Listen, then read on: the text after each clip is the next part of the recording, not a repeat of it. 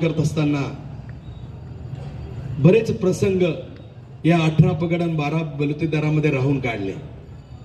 त्यामुळे प्रत्येक समाजाचा माणूस याच्यामध्ये आहे, नुसता कातारचा नाहीये। माझे महाआरतीचे बारसकर, परत रामराज्याचे ग्रुप, बऱ्याच ग्रुप इथे जॉईन आहे।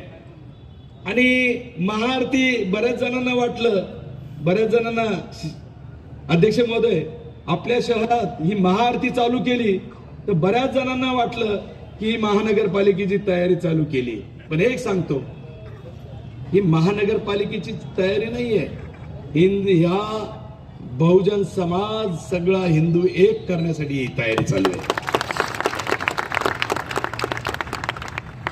भारतीय जनता पार्टी एकीकडे रामराज्य निर्माण करण्यासाठी राम मंदिर उभारून 1 वर्षाची पूर्ती केली, काशी विश्वनाथाचा जीर्णोद्धार केला। एकीकडे देशामध्ये हिंदू पर्व चालू झालं आणि या त्या हिंदू पर्वामध्ये कुठेतरी आम्ही जाती जातीत वाटल्या जात होतो। आणि त्यामुळेच ही महाआरती आम्ही माझ्या काही साथीदारांबरोबर चालू केली आणि या महाआरतीचा अर्थानेच शहरातील प्रत्येक समाज, बहुजन समाज, छोटा मोठा समाज सगळा एक यावा।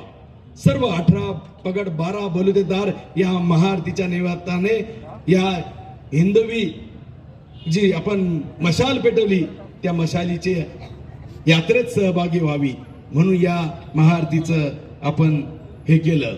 आज मी जास्त वेळ लांबवत नाही, पण सांगतो, काही गोष्टी सांगाव्या लागतील।